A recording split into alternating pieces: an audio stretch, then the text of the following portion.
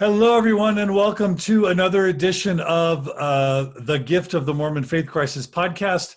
Today, we are doing a joint release through two channels, the Gift of the Mormon Faith Crisis podcast, as well as Mormon Stories podcast. Now that the Gift of the Mormon Faith Crisis podcast is coming under the umbrella of the Open Stories Foundation, we are looking forward to more cross-pollination.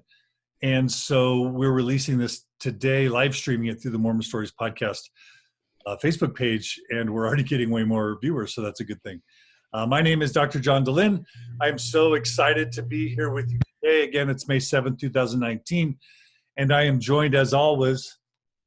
Hi, Margi Dehlin. Good to see you all. It's good to have you. Thank you for joining us. Thank you.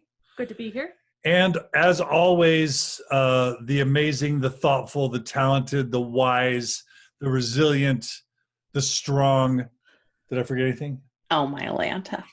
And my sump pump, which sometimes makes noises in the background. Natasha Helfer Parker joining us from Wichita, Kansas. Natasha, welcome. I'm so glad to be here. Thanks for having me. We're getting a lot of rain here in Wichita, so there's a lot of sump pump noises in my background is all I'm saying. That's all right. Well, we're glad to have you. And today we are thrilled to be covering a topic that so many people care about and want to know about. The topic is parenting after a Mormon faith crisis. And just already from the feedback we've received, there are several episodes that are going to spring forth out of this topic. This is just going to be one of many, but we're going to spend at least, 2.5 hours today talking about parenting. And today is meant to be an overview because there are subtopics that are also very, very important. But before we do that, let me give a little bit of an explanation for Mormon Stories listeners. Many of you won't know that for the past year, starting in January 2019, Margi, Natasha, and I started a new podcast called The Gift of the Mormon Faith Crisis. You can find it at mormonfaithcrisis.com. And originally it was not released under the Open Stories Foundation, but we talked to the board, and the board has agreed to let us bring this in under the Open Stories Foundation as a nonprofit podcast to join Mormon Stories, Mormon Mental Health, and a Thoughtful Faith podcast. So now we have 4 podcasts. Of course, Dan Witherspoon's Mormon Matters. He's going off to do his own awesome thing, and we bless him. But anyway, this podcast has been going for some time, and we're up to 27 episodes so far. Just to give you guys a sense for what we've covered so far, some of the topics have included making peace with Mormonism. Are the stereotypes true about Mormons who have a faith crisis? What are the causes, the most common causes of a faith crisis? What are the most difficult aspects of a faith crisis? Understanding the Mormon conversion process, understanding the deconversion process, coming out as a non-believer to family members, tips when navigating a faith crisis, communicating with believing family and friends, communicating with church leadership, ward members, and neighbors during and after a faith crisis, and communicating with children during a faith crisis. And then we just did a 4-part series that I think is really, really important on the essential role of grief and anger and depression in a Mormon faith crisis. This is also merging in all the episodes that we did on Mormon Transitions podcast a few years ago. There's some great content there that you'll see us folding into this podcast. And so this is going to be ultimately a one-stop shop of everything that you need or that your family or friends or someone you know care about needs to go through a faith crisis and to come out healthy on the other end. We are also working on a book called The Gift of the Mormon Faith Crisis that Natasha and Margi and I are working on. And so there's lots of good stuff in the works. We would love it if you guys would share this episode on your wall or with friends or in groups, because we want as many people joining us as possible. But let's, now that I've given you that overview, also, we need your support. If you value this content, if you value this sort of effort, we need you to go to mormonfaithcrisis.com and click on the donate button. We've got a handful of donors so far, but for us to keep this podcast alive, we need people to become monthly donors. If you can, $10 a month, $25 a month, $50 a month, $100 a month, whatever you can afford. One of these episodes is worth several $100s in therapy, and you're going to get by the end 100 or 200 episodes, not just for you, but for posterity as well. So please support us. It'll make a big difference. And so, yeah. Am I forgetting anything? Nope. I think you covered it. Natasha? I think we're good. All right. So let's talk about our mission. Each time we do this episode, we have a mission that we share because we want to make sure people understand what we're doing and why. So Margi, what's our mission of the Gift of the Mormon Faith Crisis? So our mission is to provide positive, practical, and personal tips for navigating a Mormon faith crisis. We call it the 3 Ps. And it is also for those wishing to understand those in a faith crisis. So we're trying to keep this friendly to believers and non-believers, relevant to believers and non-believers. Yes. Something that will build understanding and bridges. Absolutely. Natasha, do you want to add anything to that mission? Well, I think our main message is just kind of in the title, the gift of the Mormon faith crisis. A lot of times people who are going through a faith transition don't necessarily feel like that's a gift. And people who are living around the person who are dealing with the faith transition also don't necessarily feel like this is a gift. If you're married to somebody and they're changing their belief systems, it can feel actually very threatening and very upsetting and very sad. And, these are kinds of all the things that we're addressing. At the same time, I think what we want to infuse is hope and also understanding that on the other side of pain and discomfort and growth comes beautiful, wonderful possibilities and things that weren't necessarily in the cards before a faith transition. So whether you shift in your relational intimacy, whether you shift in your parenting styles like we're talking about today, some of that is hard and painful, and some of it can really bring forward things that people then feel really wonderful about. So it's kind of like the loss of innocence of anything. Most of us miss innocence in some ways. Most of us have painful processes of losing innocence, and yet most of us wouldn't want to go back to innocent parts of our life before. We kind of appreciate the growth. And actually this is very kind of, symbolic in Mormon theology, is this idea of growth and trials bring, experience and things that are helpful to us in the end. So we have this hopeful message. I love it. Thanks for sharing the hope, Natasha. All right. So we want to make sure everyone knows that this podcast is available at mormonfaithcrisis.com. It's on YouTube under Mormon Faith Crisis. It's under iTunes. You can subscribe to it there. Lots of different ways you can consume this. You can also go to the Facebook page, The Gift of the Mormon Faith Crisis, and all the episodes are there. And again, we'll be selectively sharing these episodes in the Mormon Stories podcast feed. And of course, check out Natasha Helfer Parker's Mormon Mental Health podcast if you're looking for specific topics around mental health. And make sure and donate to each podcast that means a lot to you. Don't just donate to one thinking you're giving to all. It's really important if you want to see a specific project thrive and live on that you donate to that project. So donate to Gift of the Mormon Faith Crisis if you like that. Donate to Natasha's Mormon Mental Health if you like that, etc. We do provide coaching separate from our work with the Open Stories Foundation. Natasha, do you want to talk to us about your role as a coach and what you provide coaching for? Yeah, so I work in faith transition work. Of course, I'm a certified sex therapist as well, so I deal a lot with sexuality. I deal with the intersection of those two things, parenting concerns, kind of a myriad of mental health issues. So you can find everything that I do and my online practice and all of those things are hopefully somewhat clearly delineated on my website, which is natashaparker.org. So whether you want to see me professionally or you're interested in my podcasts or products, I have some books and webinars that are available most of that you can find through following some link on my website. And I have people tell me every week that Natasha saved their lives or saved their marriage. So Natasha is a gem. Oh, thanks, John. Margi, do you do coaching? I do. I do coaching. You can find all things coaching and all things that I am interested in and passionate about at beautyinthenow.org. What types of things do you coach for? Relationships, health and wellness, kind of themes around identity, grief and loss, kind of all the things that accompany major life transitions. Healthy marriage? Healthy marriage, relationships. So it would be parenting, it would be, marriages, it would be authenticity or boundaries in relationships. How about womanly things?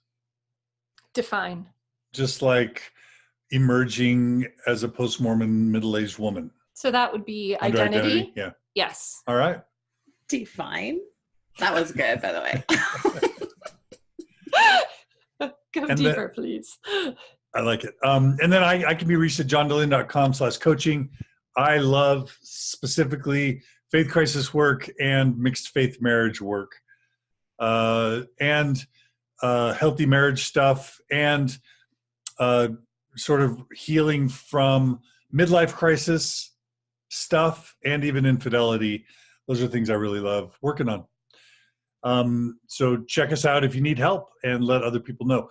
Really quickly, we do have one event coming up that's kind of really important.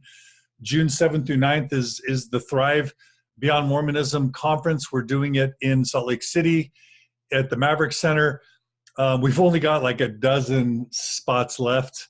We're going to be selling out. We have a max of like 250 people. It's going to be fabulous. And so if you are planning on coming, you better sign up like literally today, because there'll be no spots tomorrow.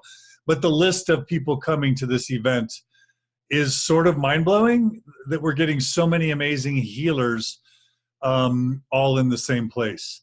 So this includes Margi's going to be speaking, Natasha's going to be speaking, Julie Diaz-Avedo-Hanks, Christian Moore, Anthony Miller, Leah and Brinley Young, John Larson, David Bokovoy, Jenny Morrow, Zelf on the Shelf.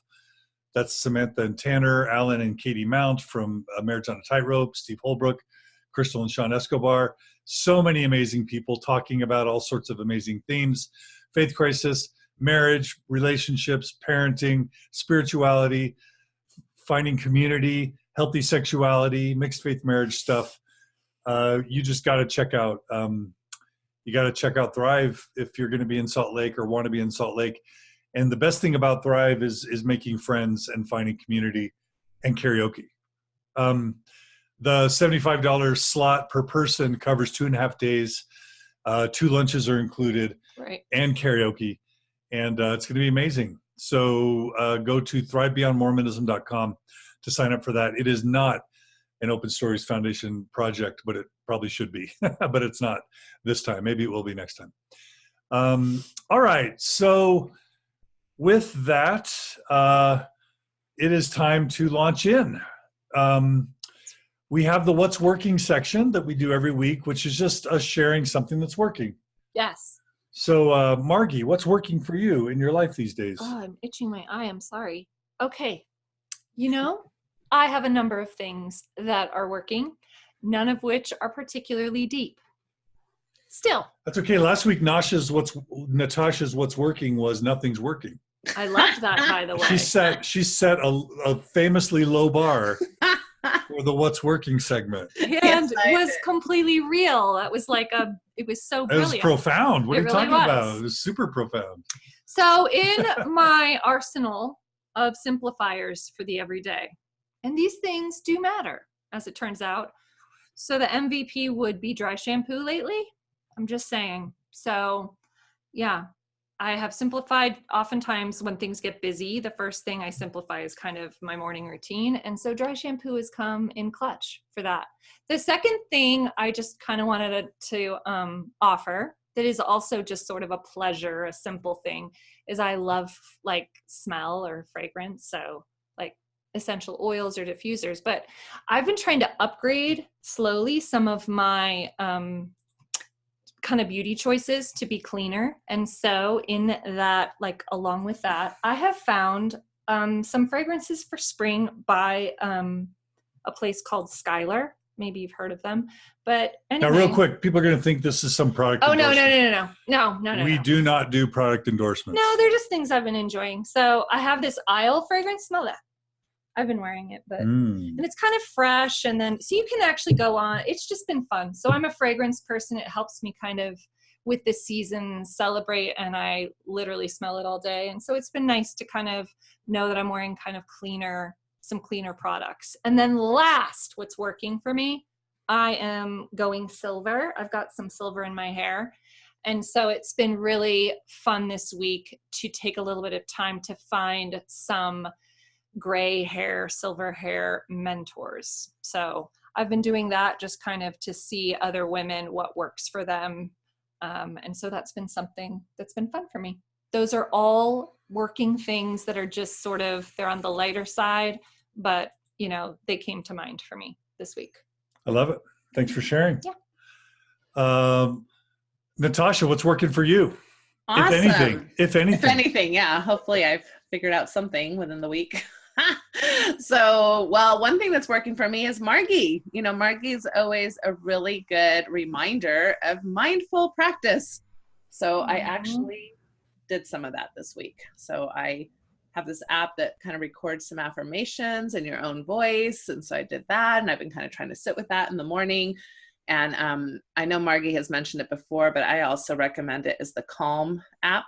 So I've been listening to some things on there to help me at night and also in the morning. So trying to, practice what I often preach. Sometimes I'm better at preaching than practicing.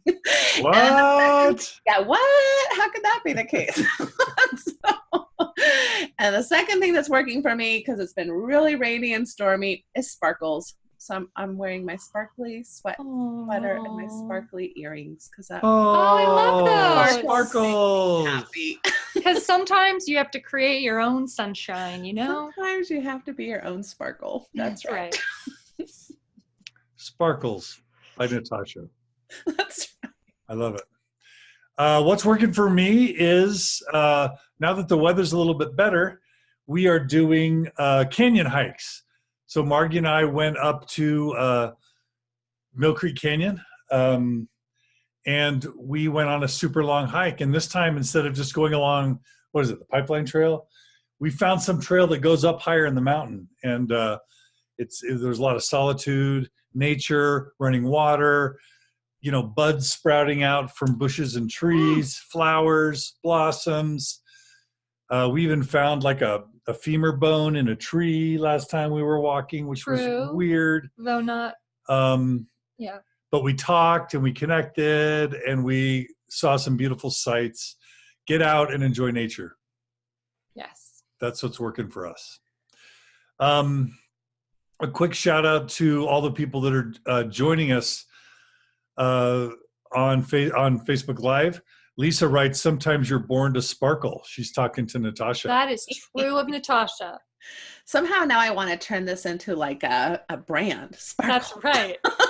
There probably already is Sparkle one. by Natasha. Seriously. Andrew writes, hi, Natasha. You're doing great things. You, John, and Margi have done so much for Ashley and me.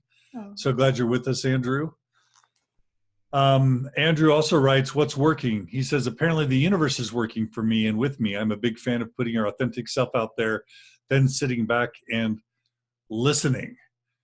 So thanks for sharing, Andrew. Several of you are excited to come to Thrive. Lois is coming, McLean, Rochelle is excited to come, and of course, Kristen and Aaron. The Glue Sisters are coming. We're super excited to have them. So anyway, thanks so much, everyone, for joining us. And Lindy just joined. Lindy is one of our co-planners on Thrive. Hey, Lindy, thanks for coming. All right, so we are going to now dive into the main topic for today, and it's parenting. Now, we acknowledge that not everyone who goes through a faith crisis is a parent.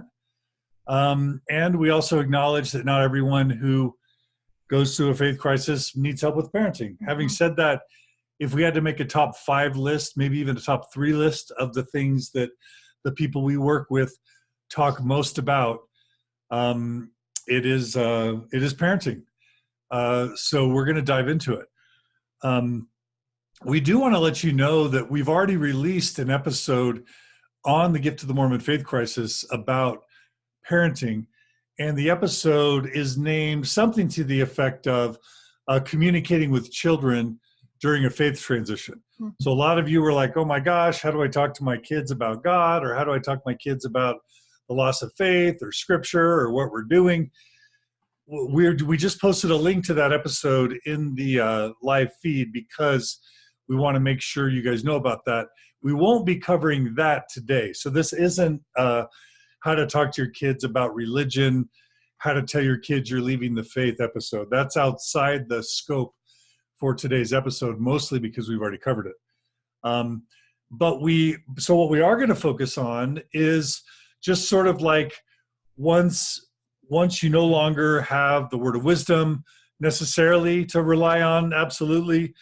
Once you no longer have the law of chastity that you hold, absolutely. And even at a macro level, once you no longer have prophets, seers, and revelators telling you what's right and what's wrong, bishops telling you what's right and wrong. Some of you may not be attending church.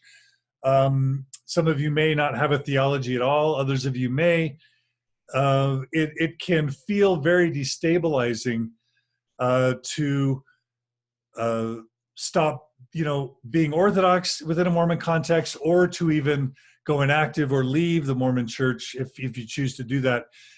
When you're worried about your kids, I think so many of us have been conditioned to think that if you aren't Orthodox Mormon and or if you leave Mormonism, that your kids will become immoral or dark or moralless or even, bad people, dishonest, drug dealers, prostitutes.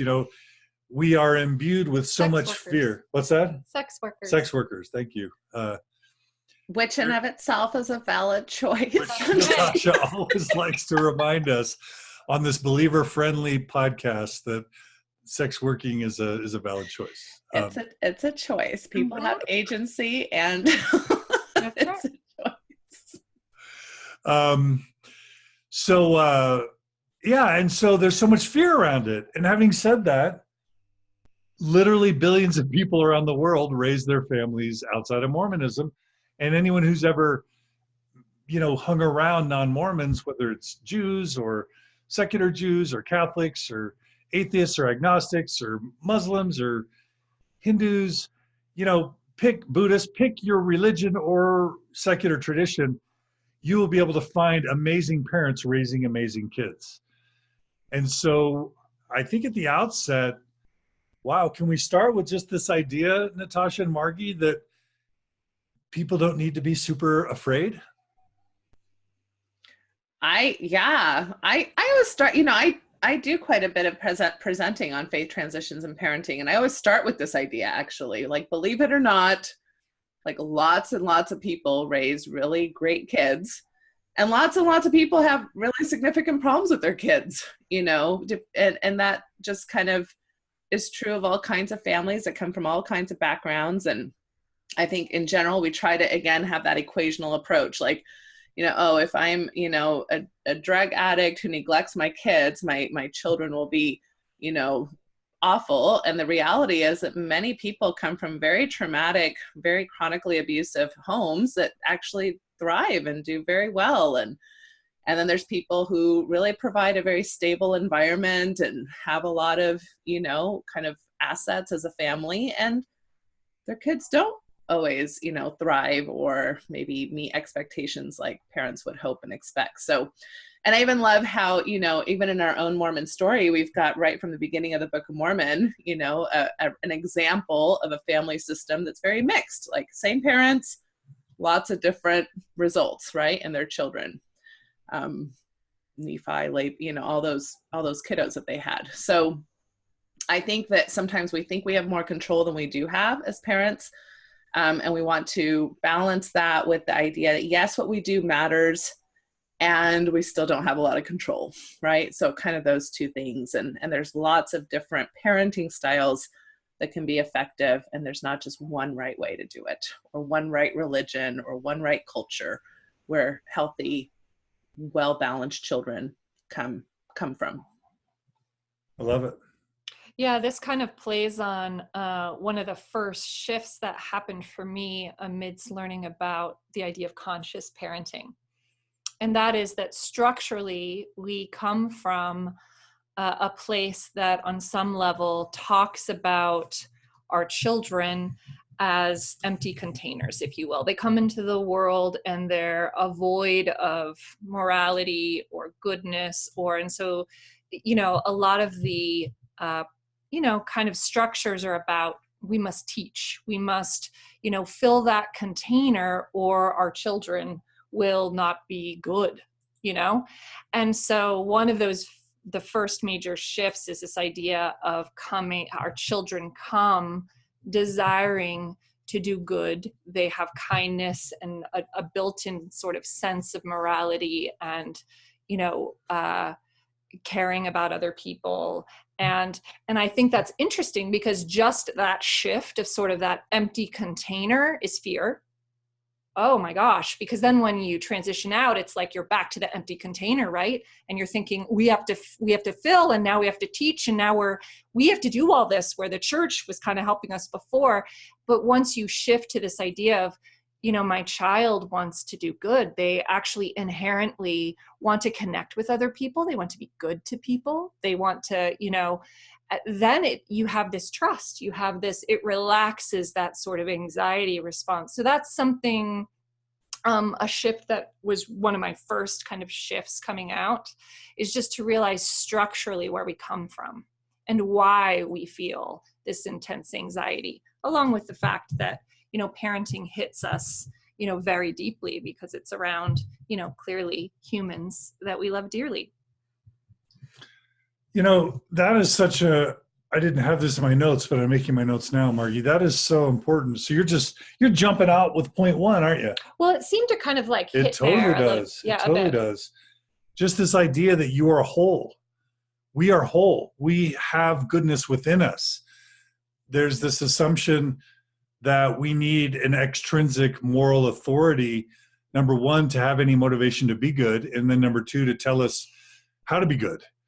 And then if I had to add a problem with kind of orthodoxy and parenting, it's something that I find problematic theologically, that not every believer believes. And so I hope those of you who are believers will have patience with me as I talk about something sensitive. The core Christian paradigm that I was raised in begins with this idea that we are born in sin, that we're born flawed or broken, that we're born inherently wicked, and that if there isn't some sort of atonement that can wash us clean every week, that we are fallen, depraved, wicked people. I'm not saying that people who believe that are bad or wrong. I'm saying, for me, I found that to be a real important opportunity for parenting, to erase that notion that we would teach to our kids that they're depraved, that they're fallen, that they're broken, that they're unwhole, that they're unclean. And instead, like you said, Margie, to start with this idea that you are whole, you are good, you are perfect. Now, that doesn't mean that you will always do healthy things. Right, or that you just leave your children to their own, you're good, so carry on. Right. Or that's not what that means. It just means that you come from this place of, I think, abundance in thinking about your children, that they have what they need, and that maybe we facilitate experiences and processing that they are able to connect with that part of themselves. Yeah. We bring it to light. And this isn't me saying that the atonement's bad or that Christianity's bad. And I know a lot of Christians who believe in a very flexible approach to Jesus and the atonement. And even if you don't agree with me, that's fine too.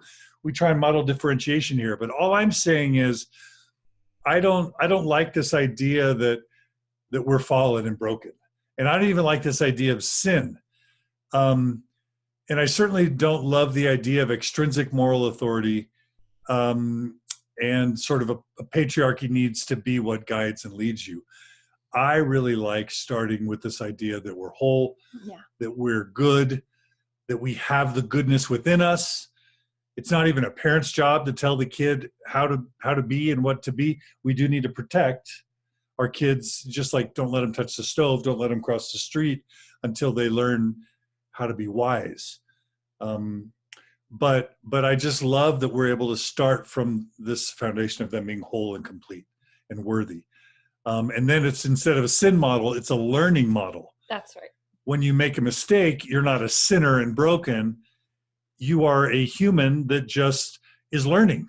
And every mistake you make as a child is information. It's data to then learn to make better decisions. Natasha, I want to bring you in. We're getting lots of great comments from our listeners. Krista writes, yes, the scarcity we were taught in the church feels like a fear tactic they use to create dependency. Yes, Krista, some people do experience that. Penny writes, I've never fully understood the atonement. I agree, Penny. I didn't fully understand it either. Penny also writes, I've always felt that people are inherently good. I've never understood repentance because of this. Okay, so Natasha, what would you add to kind of this opening idea that Margi shared, that we are full containers and an abundance mentality versus an empty container and a sin, shame, unworthiness mentality? I don't know that I would add much. I think, when I think about kind of Mormon theology again, I think that there's a wrestle within Mormonism where, on the one hand, as a young woman, I grew up repeating every week the 6 or 7 young women's values, and one of them is divine worth, right? So we have this idea that we are divine, that we have divinity within us, that we have, that we're very special, we're children of God, right? We have these kinds of worth building types of concepts. And then yet the culture seems to weigh very heavily on this idea of, worthiness, which I've written a lot about, that, when you start seeing yourself as less than or unable to glean the approval of a divine being, or that you have to, kind of hustle for that, it becomes very problematic to people's concepts of self-compassion, self-esteem, self-regard. So, and, Brene Brown's work shows a lot about what shame does. And we don't do well in kind of toxic spaces of shame. Now, I think in the church, as I talk to different members, you'll see a great variety of this, where some people really feel like, the gospel teachings really help them have higher self-regard because of this divinity type of message. And you'll have lots and lots of people who feel like they never measured up, they were never good enough, they never, were enough per se. So, I just want to make room that people coming from Mormonism or in Mormonism have different relationships with these concepts. And yet I think in general, as I talk to many people who work with LDS people in the mental health field, we do see perfectionism as an issue. We do see, kind of this sense of, the checklist type of stuff, where people are always trying to, it's almost like a rat race of righteousness instead of money per se. And we have a lot of messaging around wealth and how people, if your kids all get married in the temple, and if it's like all these ways that we kind of measure whether or not you've done a good enough job. And life doesn't work like that. And so really great people suffer, I think, very unnecessarily because of how we function in these ways. So I agree. I'm just saying all this kind of as, complicating a little bit what you're saying, which is when we shape our children, when we approach our children as from a space of trust and a place of wholeness, I think we avoid some of these cultural things that cause harm within our upbringings that we got in our upbringings, I think. Yeah, and what I love to kind of focus on, which is another kind of conscious parenting value, if you will, is it changes how we relate to our children. When we're feeling like we're coming from a place of trust, that we are generous in the way we view our children, in the way they're making choices, it changes actually our behavior, which is one of the core ideas of conscious parenting. You know, in traditional parenting, it's very child focused, it's very behavioral focused. With conscious parenting, it's very connection focused. And so, you know, parents act differently. They act differently when they're feeling threatened and a great deal of fear and risk than when they actually are feeling like they're coming from a place of, you know, a little more hope, a little more wholeness themselves. I have that problem a lot. I have always parented, well, I have often parented from a framework of fear. Fear that the kid will have premarital sex, fear that the kid will get into drugs and alcohol, fear that the kid won't, you know, be able to succeed financially in the world or find a good mate or raise a good family. And I think religion, or let's just say certain types of religion, can often operate from a framework of fear and reward and punishment. And I think that, just like you said, Margie, what I've learned is when you operate from a place of fear, number one, you pass that fear of the world onto your kids. And I think no matter what, I don't want my kid fearing the stove. I want my kid knowing how to use the stove. I don't want my kid fearing crossing the street. I want my kid learning how to cross the street safely. I don't want my kid fearing sex. I want my kid knowing how to have healthy, intimate, fulfilling sex. I want my kid not fearing that they won't have a prosperous career. I want my kid learning how to pursue a healthy, happy, you know, career. So I love this idea of getting rid of the fear model. Yeah. I love it. Very good. Okay. We are getting some really good comments from our listeners. So let's just share a couple. Let's see. Krista writes, you want to read Krista? Oh, we already read that one. But Okay, we could, yep. Let's do Emily. And of course, being raised in a secular home can produce wonderful children, but parents joining the church can disrupt childhood negativity.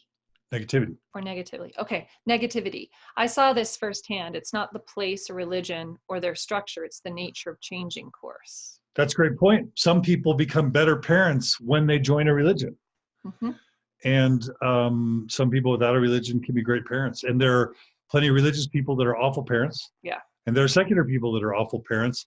And you know what becomes of children raised by secular parents who didn't do a great job? You know what happens to those children? They join a religion. They become religious. Nicole says, you're speaking my truth, Natasha. So Natasha, Nicole's giving you a thumbs up. Thank you. I want to go back to Emily's comment. I'm not exactly sure if I'm reading this correctly. I'm not exactly sure I know what she means. So because you're responding to it differently than I would have. So just bear with me here for a minute. When she says people joining a church can disrupt childhood negatively, and it's the nature of changing course, I'm wondering if she's mentioning something along the lines of when we change or shift or don't have structure, that somehow that's what hurts children. Interesting. Okay. And so I just want to, because I think this is a fear. So whether or not she meant that or not, I do think it's a fear I hear a lot is, aren't we going to confuse the children? This is what I hear. If we're shifting and changing, are the kids going to get lost in the confusion? Are we going to harm our kids by kind of, taking them along on this faith transition when it created structure and community and friendships and morality, in a certain in a certain space.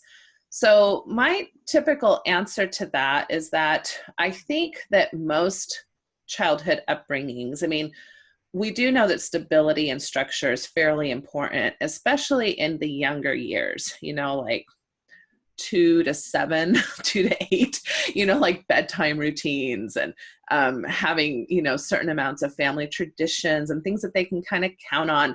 And of course, if you've got a kiddo on the autism spectrum or anything like that, that even becomes more exacerbated than their need for routine and structure. And at the same time, I think, there's a healthy mix between offering structure, but also giving opportunities for kids to have to learn how to be flexible.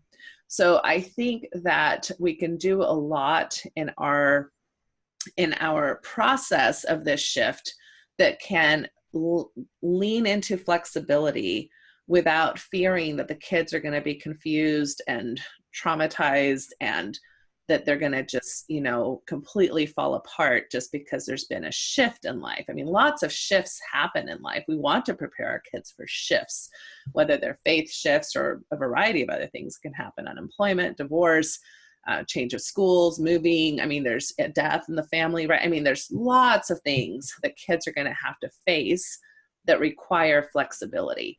And so I would really encourage people to see a faith transition from that lens, that it's not that we have to be scared or that we're going to confuse or ruin the children, but in this process of shift, which we might see some regression or some concern or some angst around that, what tools can we then provide to make flexibility a value in our home as well? I love that. Can I just say I'm so glad you brought that out. And it almost feels like it goes back a little bit to empty container, a little bit, because if you kind of feel like we're kind of wired for change, that's something inherent to kind of being alive, then I really love this idea that as parents, what we really desire for our children is a space for practice, right? So change is inherent. It's coming for them. They will have it as part of their journeys.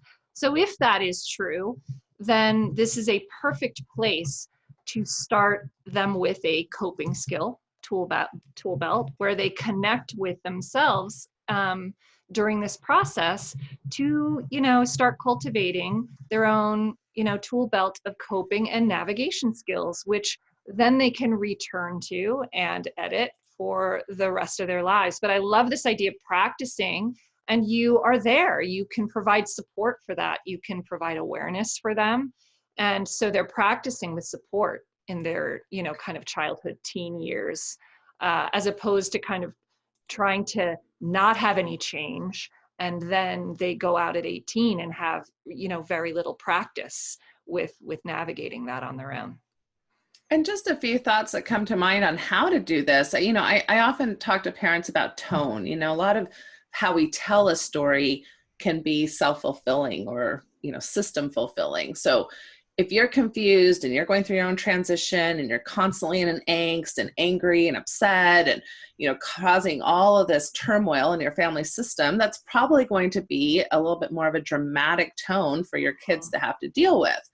Where if you can sit together as a family system and, first of all, your tone is calm, where you can validate confusion, like say, we're kind of going through a confusing time. We're changing a lot of the ways we think as a family, or at least your parents are changing some of the ways we think. And it's making us act differently, and it's making us think of different decisions. And I'm sure that's affecting you. So I'm guessing this is kind of confusing. Just to name that can be very beneficial for kids.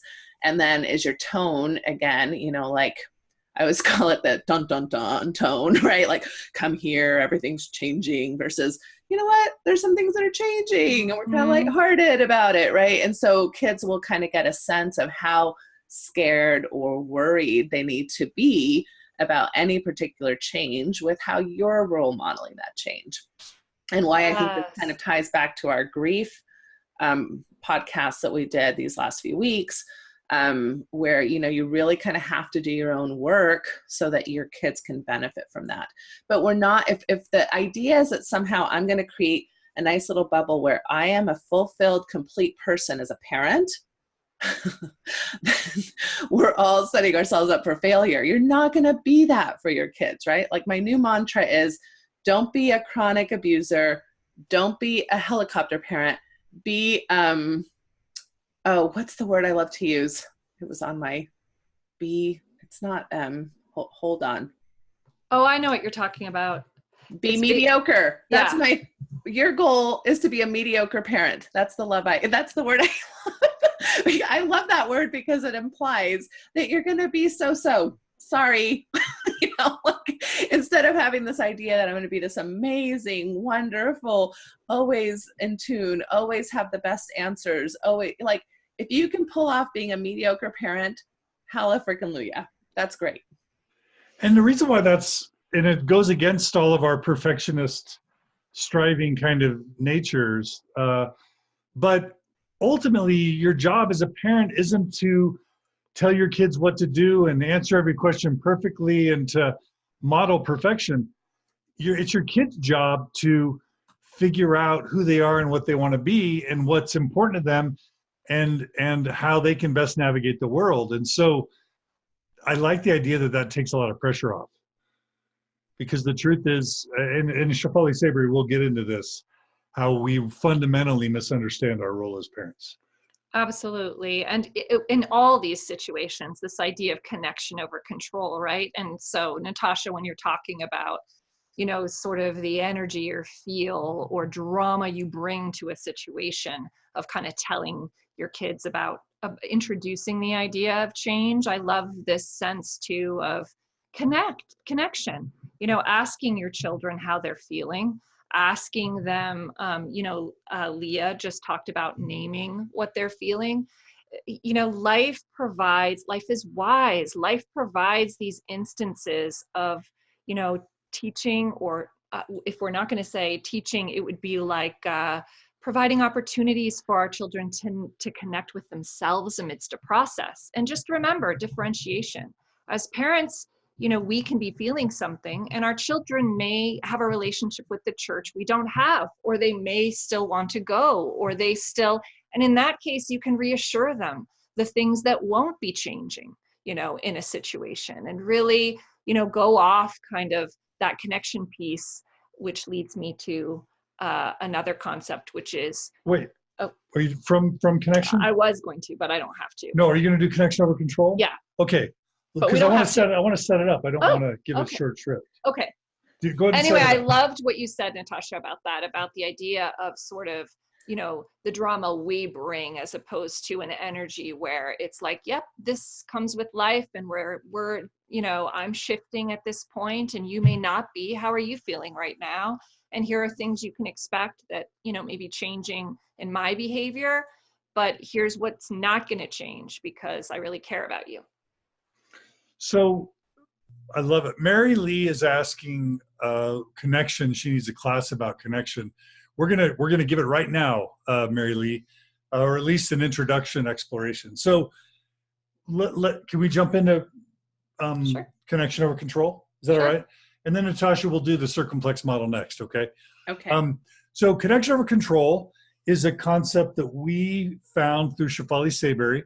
There's 3 books that we strongly, strongly recommend for parenting. And in fact, we're assembling a reading list of books and a listening list of podcasts that we're going to share, in these blog posts or in these podcast posts so that you can have lots of references. But 3 books that Margi and I kind of look as the holy trinity of parenting. Okay, that's dramatic, but good books on parenting are all from the same author, Shefali Sabri. That's Shefali, right? Shefali? Yes. Sabri, Tsabary. Is that right? True. And it's basically Eastern secular Buddhism merged with parenting. And the first book that we read by Shefali Sabri is called The Conscious Parent. And it's an introduction to merging secular Buddhism with parenting. Yeah, the way I think about the conscious parent is it's very meta. So it's kind of philosophical in nature. which can be frustrating for people starting out who want to see more practical, like, what does this look like? So I will say that it's highly philosophical. It's frustrating for Mormons. Yes, right? Because you want the practical, the secure, the just tell me what I need to do. And the conscious parent is very foundational. I love the book. I don't normally start people out on the conscious parent because I find they get frustrated. Which leads us to the second book, which is my personal favorite, by Shefali Saybury, and it's called Out of Control. And I think it has a subtitle, right? But basically, it's a book that digs deep into contrasting the control paradigm or the control model with the connection model. And really quickly, so that we list all three and we don't forget, what's the third book? So the third book is called The Awakened Family, which is my favorite as just a whole entity, because you'll get a little bit, she goes over the myths of kind of traditional parenting. And then in the back section, you'll find a lot of practical, it looks different. Conscious parenting looks different, in every scenario, depending on the child and the parent, but it gives some of the more grounded, hey, here's what this can look like. Here are some ways that it's different from traditional parenting. So. Okay. And so check out those books and I'll set it up. So in some people's experience in Orthodox religions, and again, I'm always going to, with Natasha, try and provide disclaimers that this won't be everyone's experience. This isn't a condemnation of religion.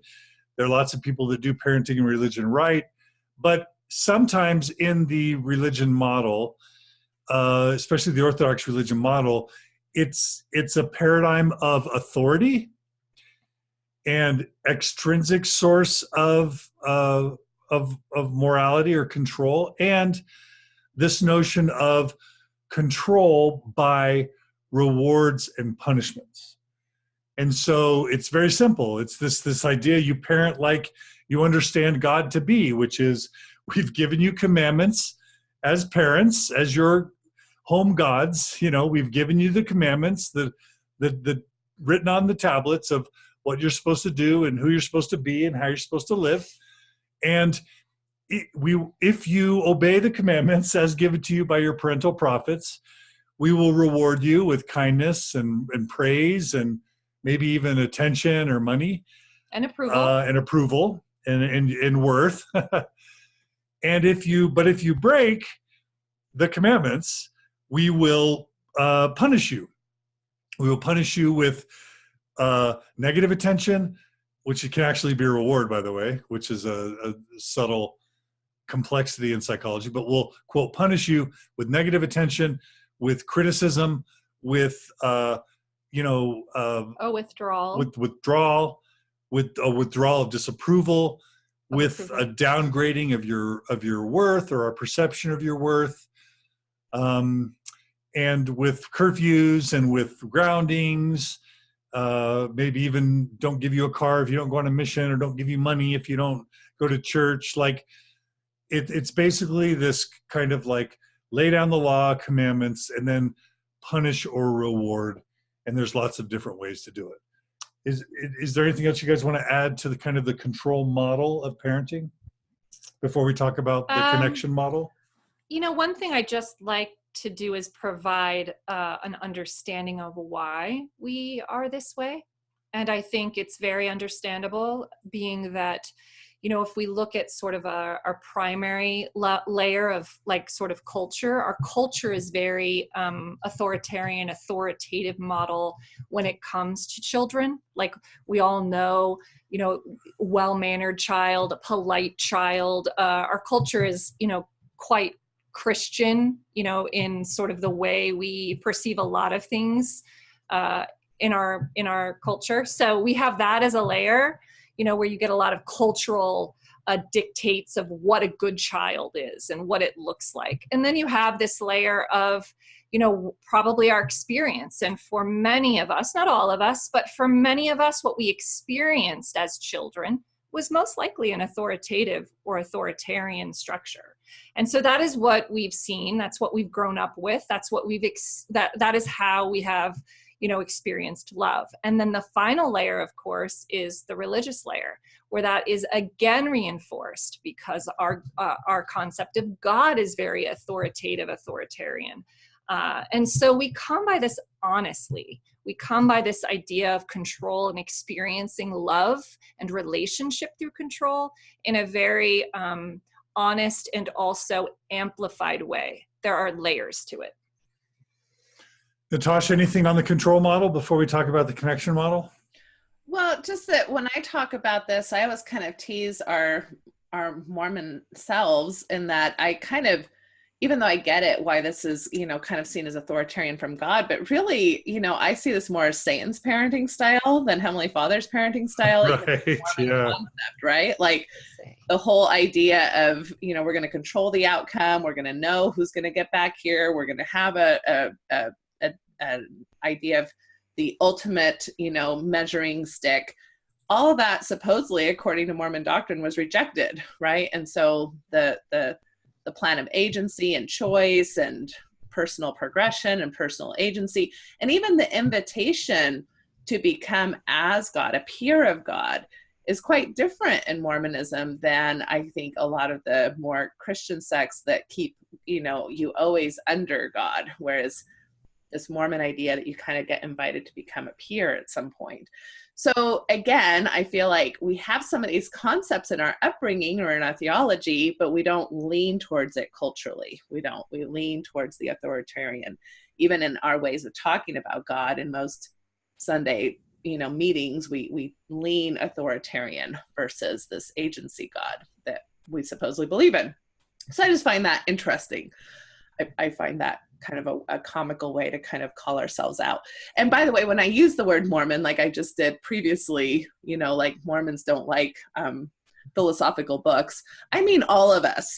I don't mean just practicing believing Mormons. I mean all of us who've, transitioned or who've left. We have a lot of that intrinsically within us of being solution focused, of being checklisters, of wanting information. Some of that comes from Mormon culture. Some of that comes, like Margi, you talked about American culture that, kind of values independence and solutions and goals, instead of just kind of ethereal, more Buddhist or more Eastern philosophies, around being and accepting and thinking and contemplating. So when I tease us as Mormons, I mean all of us who come from that in one way or another. Yeah. Isn't it true that there's so little that's uniquely Mormon? I mean, we think we're so unique and different. All the good, we go on both sides. Only good families can be Mormon. Only moral people can be Mormon. Only good marriages are Mormon. Only healthy people. That's all hogwash. And, Mormonism's bad. And, we have all these awful things. And the church is bad. And the church is harmful. And it's patriarchal. And it's controlling. Neither of those are true. There's good and bad everywhere, right? Well, and we come from a very puritanical society here in the United States. So to think that our entire culture hasn't been very formed by the puritanical movement that started this country is to be kind of ill-informed. Right. So, yes. One last thing I will say about control, just because we're going to show sort of something in contrast with connection, is control tends to be, not always, but it tends to be very behavior focused. So we're not talking necessarily about what the child actually feels. What we want is what it looks like. And it's just very behavior, like obedience or listening to me, or this idea of respect is what that looks like and what I'm like. And so that is something that's going to contrast quite a bit with connection, but I just wanted to kind of make that point. All right. So we've identified the control model. And I'm going to just say the downside of the control model, from my perspective, is that number one, it kills intimacy, because ultimately the Mormon teaching of free agency is actually one of the things I really like. But if your approach as a parent is do what I say, follow me, punishment if you don't do what's right. Nobody likes it. I don't like to. Margi always reminds me, whenever I'm being controlling with my kids, She's like, how would you feel if I talk to you the way you're talking to the kids right now? And if anyone knows me, they'll know that I absolutely hate control and I hate being told what to do. Well, our kids are no different, right? So when somebody's telling me what to do and criticizing me and nitpicking me all the time, it makes me not want to be around them. It makes me sad. It makes me, just unhappy. It kills my energy. It kills my motivation. And so one of the downsides of the control model is it's demotivating and it kills intimacy. That's right. Another thing it does is it can reinforce a sense of tantruming in the parent. So as we're very, very, attentive to the behavior we're seeking in our children, seeking to control in our children, we are often flying off the handle. We're really upset at them. We're really angry. And that is why in this model, the focus is actually on the parent, being aware of their own reactions. And this idea is that our children, it is a spiritual practice of sorts where our children allow us to see the parts of ourselves that need healing and resolution. So you would ideally be aware of the fact that as you're trying to control your child, what is really happening is the child may fall in line temporarily with you, but will most likely disconnect and disrespect you on the inside over the long haul, right? And that's if they do conform. Or with certain personality types, you will have, people acting out of rebellion, because one of the things we all really, really value is agency and this idea of, either way, it's kind of a lose-lose.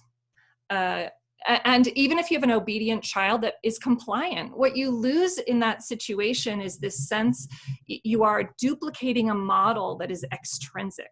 What you want is, in essence, to say, my will over your will. Listen to me. I'm the extrinsic authority. I'm going to tell you how, you need to behave in this, as opposed to more of a connection model where what you're really seeking is for the child to have an experience of connecting with themselves. And so I just wanted to say that in the control model, we become this extrinsic force of just listen to me. Your mind and your emotions and what you're feeling and your values right now, mine trump yours. And I am disrespecting your process so that I get to have what I want. And so, as we're talking about wanting respect from our children, in those moments, we are actually not embodying this idea of respect. And you can do that with a 5-year-old as well as a 16-year-old. Lindy writes, holy moly, my dad parented 100% through the control method. And now as adult, our relationship is strained. It has minimal love, intimacy, and respect. Thank you for agreeing with us, Lindy. That's what we want, Lindy. We want everyone to agree with what we're saying. We want them. No, I'm just kidding. Yeah. Natasha, I want to bring you in. We're talking about the downsides of the control model. Anything you want to add?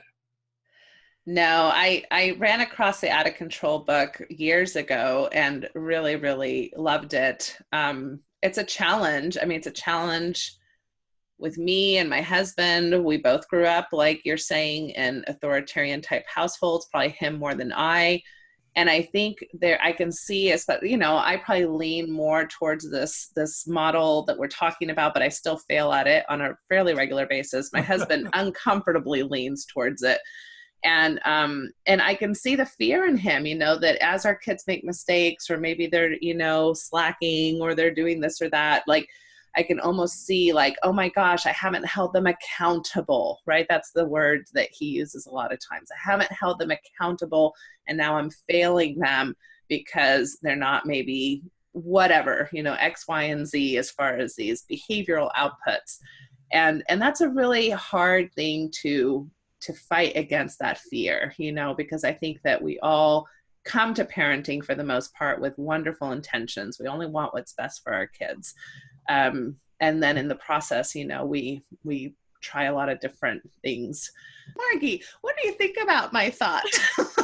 John, can I just say I love what you were just talking about, this idea of how empowering it is to come back to values. As a family, I love that. We did we actually did a Mormon transitions podcast called Creating a Family Culture, I believe, where we kind of touched on that a little bit. This is a wonderful time for this layered approach. Values are kind of part of that, as well as, can you help me out? Can you pull up so it's like a multi-tiered approach where what you have is you kind of start out with values, and then underneath in values is this idea of embodiment, where as parents you embody these values that you've kind of put out.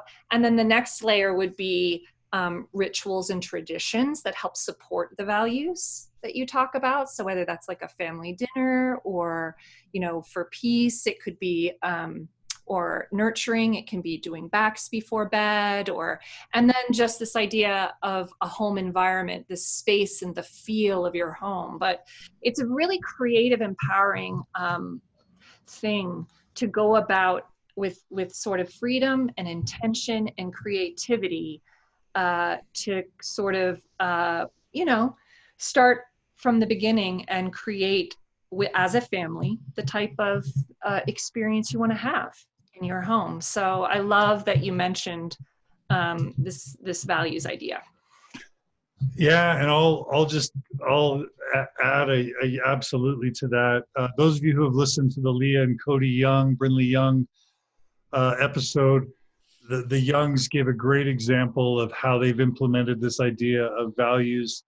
When Leah was losing her faith in Mormonism and Cody was still holding on, they felt like they had nothing in common and nothing to guide their family. But what they did is they went through a values exercise where putting theology and religion and doctrine off the table, and even putting this fight about truth claims and the historicity of the church off the table, they did a values inventory, which was basically, what are the things we value in our family? Things like honesty, kindness, service, compassion, love, charity, fun, recreation, joy, physical fitness, humor.